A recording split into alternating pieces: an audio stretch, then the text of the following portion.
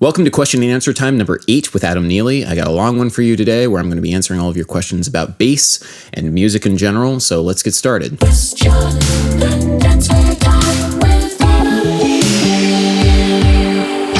Your editing style and speed of thought to cram as much into your clips makes them compelling and worth rewatching. Your presentation style is quite different to other online tutors. Respect. One thing I've noticed recently is this trend of consuming education as entertainment on YouTube. And there's a ton of these sorts of videos, like Vsauce is one, which present educational subjects of fairly sophisticated ideas in a very, very slick educational package, so people are entertained as well as educated. And there's a huge demand for this. That's something that I like to think about whenever I'm putting together these videos. I might not be amazing at it, but that's the sort of gist of what I'm aiming for. Education as entertainment. The crux, basically the genesis, I should say, of all this sort of style, the style is very popular on YouTube, I think is the Bill Nye the Science Guy. If you go back and watch old videos of Bill Nye the Science Guy from like the 90s or whenever, the style of editing and the content is very similar. All the sorts of tropes of like, fast editing, sound effects, charismatic personality.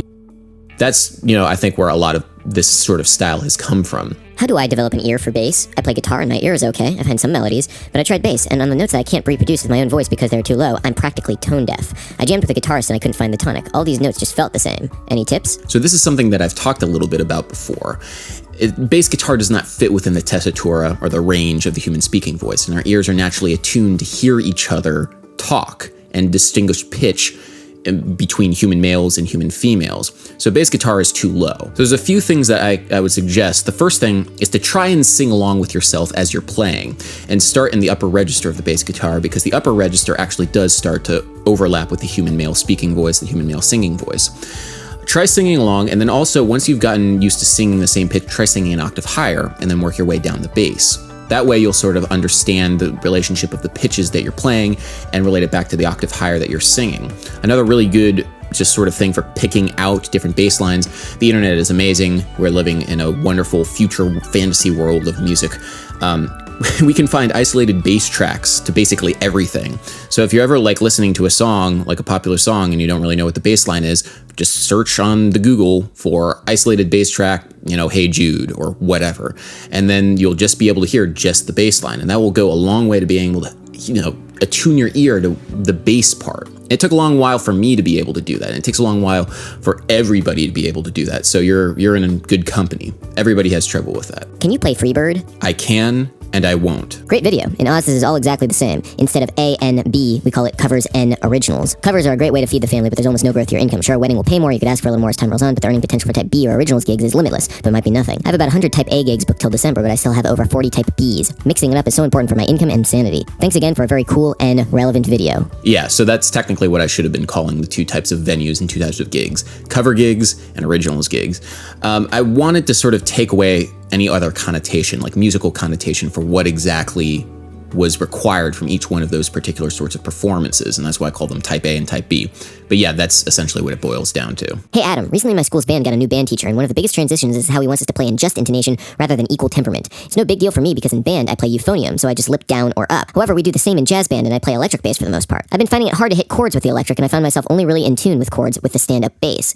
Any tips and advice how to stay in tune with the electric would be much appreciated. Thank you. I'm super excited you brought up just intonation versus equal temperament, because I'm actually working on a video that mentions that stuff right now, so I've been really thinking about this stuff a lot lately. If you don't know what just intonation is, it's the way that historically a lot of instruments have been tuned across different cultures. Different cultures have arrived at just intonation independently from one another, like the Greeks did it, and also the Chinese did it. Basically, a lot of people do it. It's based upon tuning musical intervals based upon simple mathematical ratios. For example, a perfect fifth is 3-2. So if you had a note which is beating at 200 hertz, a perfect fifth higher from that would be 300 hertz. And all the intervals are based upon these simple mathematical relationships, like a perfect fourth is 4-3, a major third is 5-4, etc., etc. There's others. Now, we don't use that anymore. We use something called equal temperament, which is based upon a logarithmic division of the octave into 12 equal steps. And the advantage of this is that we can now play in different keys, because when you're using just intonation, when you switch to a different key, everything sounds slightly off. You know, just intonation, there's a lot of push from string players and from other people to go back and to like play intonation, which is just versus equal tempered, because it generally sounds a little bit better. Equal temperament always sounds slightly out of tune. And there's some people who might think, I don't know if you're familiar with these, but true temperament frets. There's this weird sort of thing that is now becoming popular in some high-end guitars and basses, where the frets look a little squiggly. They look very weird, but they generally sound more in tune when you play them. That's not just intonation, though. That's basically correcting intonation problems on the actual instruments so that they play in perfect equal temperament. There's no real way of playing just intonation, just by the definition of what just intonation means, on a fretted instrument. It just is impossible, because just intonation will change. Your playing of certain notes will change depending on what key you're playing in, or in which key you're playing. God, I hate this. Okay. Anyway, the only way of doing that is to play a fretless instrument. So if you're going to play electric bass, you really have to play fretless electric bass if you want to play just intonation with other people. It's kind of the equivalent of lipping things up and down, kind of like you were doing with the euphonium. So hope that answered your question. This is something that I've really been getting into a lot recently. Dude, I really enjoy your videos and all, but as a former and official utterly newcomer to the bass scene, really I just got mine some weeks ago, I don't find a lot of continuity on your lessons. For all the noobs like me, could you list some lessons, like a list of what to begin learning for bass noobs or something like that? PD, you're cool.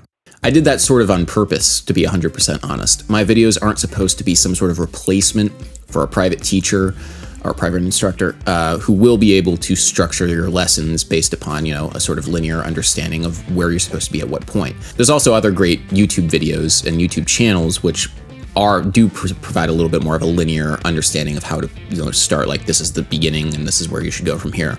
That's not really what this channel is designed for, though. Adam, you look better with hair, XD. Thank you, but no hair is certainly more convenient. Damn, I hate voice sampling. Though it looks like a lot of fun, and I'm impressed by how powerful the drum sound given the light taps the drummer seems to be giving them, as well as the musicianship overall. Still, one thing strikes me. Your face expression, Adam, is more suitable for a funeral than a crazy electronic music jam. Not to mention the complete lack of satisfaction you seem to get afterwards. I'm worried about the fun you're supposed to be having playing, honestly.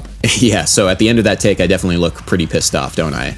The reason for that is I felt like I didn't really, trigger the glitch stuff and do all the electronic stuff as cleanly as I would have liked. And, it is kind of messy in certain spots, but when we went back and listened to all the takes that we recorded, it was like 4 or 5 of them, we realized that particular take just had the highest energy. And even though it was kind of like all over the place, we liked it the best. It was just the most musical. And that's something that I've learned a bunch of times is don't pass too much judgment on what you just did immediately after you do a take, and don't immediately throw it out. Like, take a second, record a couple more, and then listen back.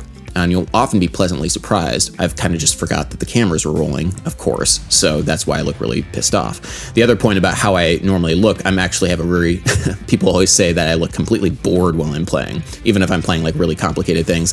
I normally am just like, or sometimes if I like try and like catch myself, I need to pretend like I'm into something, I do like the stanky bass player face, like, but that's like purely a show. Most of the time I just am like completely stone-faced, kind of like John Entwistle. So, yeah. Excellent tune and an excellent EP, man. Is there any chance of getting a walkthrough on how you have everything set up there? I'm trying to do something similar myself with just bassist/vocalist and a drummer, and I'm not too sure on how to do it while keeping it as live as possible. Thanks! At some point, yeah, I'm going to do a Sungazer walkthrough, but I'm busy with a whole bunch of other stuff right now. Until then, I will say, check out Ableton Live. Everything that we do is only possible because of Ableton Live. Not just because of like a lot of the like electronic-y glitch stuff, but mainly because of how it's set up for the possibility of improvisation. In our live setup, and also in those videos, there's a lot of improvisation. We didn't like plan certain sections out ahead of time. We fired scenes when we were ready to go on. That's why it feels really nice playing with it, because it's almost like you're playing jazz. You can spread out a little bit. You don't have to like follow exactly the format of a song if you don't want to, and that's kind of really exciting. That's one of the things that we've spent a long time thinking about. So definitely, yeah, check out Ableton Live. Hey Adam, first of all, I'd like to thank you for the videos, and a very down-to-earth real working musician's tips on how to get our playing and musicianship up to speed. I have a topic that's not widely covered: how to deal with gas. I see you're using the same P bass in all the videos. Do you ever get obsessed on a piece of equipment you'd like to have? Like me right now, I'm obsessed with getting a nice Fender Jazz, like a 70 reissue with all the ashtrays, etc. But there's so many options out there, I'm stuck looking at all the jazz basses waiting time on the internet. I hate it, and I feel like I'm wasting my time that I could be spending on something useful because I already have a good bass that's covering all my needs, but it's not a Fender Jazz. I will say that everybody has their addictions, and for me, gear hasn't quite been one of those addictions for me. If I need a new thing, I will buy it immediately. I just need to have the justification for it, and it needs to be a good one for me personally. So I'll buy all sorts of stuff, bought a camera, bought like, this microphone thing. But a new bass hasn't been necessary for me as a performer, creatively or professionally. So at some point, yeah, I might get another thing, but there will be a very real reason for that. Hi, Mr. Neely. I was wondering that if composition courses helped you create stuff like this. I'm a music ed major, but I also want to do stuff like gigging professionally, write music, etc. So unless you watch these question and answer videos, you don't know a whole lot about my personal life or like where I went to school. I went to Berkeley. I got my jazz composition degree there, and then I went to the Manhattan School of Music, and I got another jazz composition degree there. This time it's a master's. So I've taken a lot of composition classes in my day. I don't know what that accent was. And I can only say that I really like taking composition classes for the main reason that it's an incredibly creative endeavor. You learn a lot if you have the right teacher, and it's just fun sitting around and writing cool shit. That's the way that my good friend Mark Heliansky sort of describes it. He's a brilliant folk and bluegrass guitar player that went to Berkeley with me and was also a jazz composition major. And, we got drunk one night, I don't know, a couple years ago, and just like, yeah, man, what do you like, why did you do like the jazz composition thing? Like, why didn't you do like guitar performance or whatever because you're really into like bluegrass? And he like looks over to me and says, yeah, man, I just like writing cool shit. And that's basically what I like doing too. I just like writing cool shit. So take composition classes so you too can write cool shit. Love the Q&A videos, Adam. Question, do you plan on uploading any more solo bass arrangements? Ever since you made reference to your nylon string acoustic video, I've been listening to it non-stop. I appreciate you taking the channel in kind of a music knowledge-ish direction, but your solo stuff is awesome-y, and seems a shame not to have some solo bass videos from a bass player, All the best. Probably not, for a couple of reasons. One, there's already a million solo bass players out there on the internet. Just go watch them shred, and they're amazing. So I can't compete. I don't have any desire to compete because it would take so much longer out of my time to develop those chops again, or develop those chops to that level. The second reason is just, I've spent so much time with solo bass trying to overcome the limitations of the instrument. And, I can do it, and it's fun to put together, but at the same time, like playing guitar, like I've been playing a lot of guitar recently, it's just so much easier. I don't like messing around and like coming up with half-assed versions of things that just would sound so much prettier on another instrument. Now, don't get me wrong, there's plenty of reasons and plenty of times where solo bass generally does sound a lot prettier, and it's awesome. It's just the best thing ever, but those things are far and few between. And there's so many other things in my life which are going on right now that I don't have the time to spend like really shedding that to the level that I would want it to be. So hopefully that answered your question. Hi, Adam. It's always a rare treat to see you play guitar.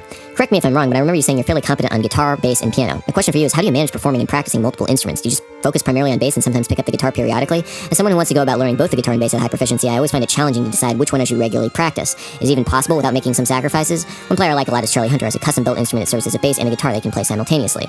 Most of my concentration has been on the guitar, but I always love learning bass because it really establishes a great sense of musicianship that I really wouldn't achieve from playing, say, solo guitar music. Thanks for taking the time to answer. I have a similar question on that topic, Adam. I play piano, electric guitar, a little classic guitar, and bass, but I find myself always working on two instruments and ignoring the others, then switching, but never really having a practicing schedule for all of them at the same time.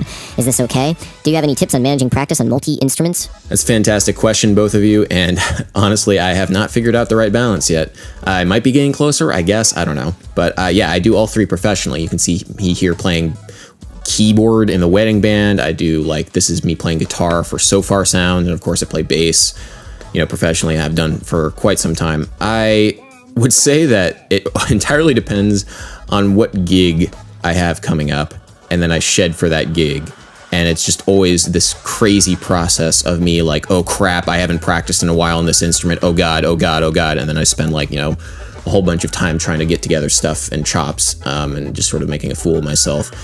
Yeah, Benny Golson, famous sax player and also big band composer, was asked the same question about balance between playing saxophone and arranging, and he basically said the same thing that I did. Is it really just depends on what kind of gig I have coming up next, and it doesn't feel right. It feels like you should be able to balance everything together, but really it just depends on what you're working on at that time.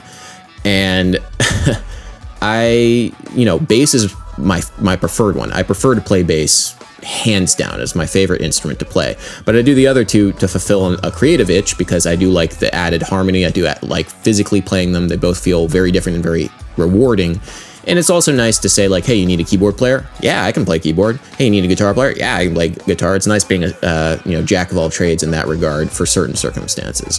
But great question. I haven't quite figured out the balance, but I'll let you know when I do. Wow, this is hella intimidating.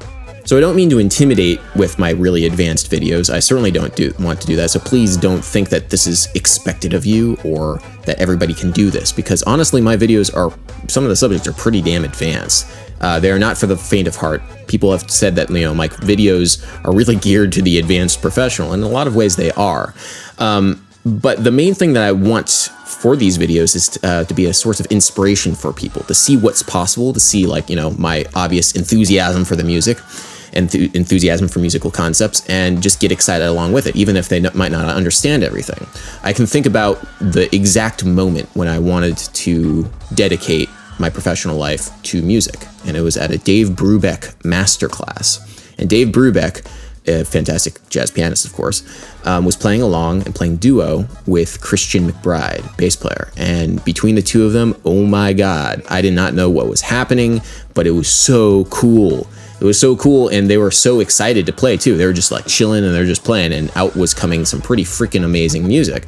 And that's the sort of understanding about like whenever somebody encounters something way more advanced than what they know, but they see people being so passionate about it and so enjoying what they're doing at that high level. That's something that can really inspire a person, and that's something that I really try and want to do for people who might not be 100% like understanding crazy things like quintuplets and 5/8 and whatever. All that's surface level. It's mainly just doing something at a very high level and being engaged and enjoying it. So sorry for intimidating you, but that's definitely not what I wanted to do. So but thank you for watching.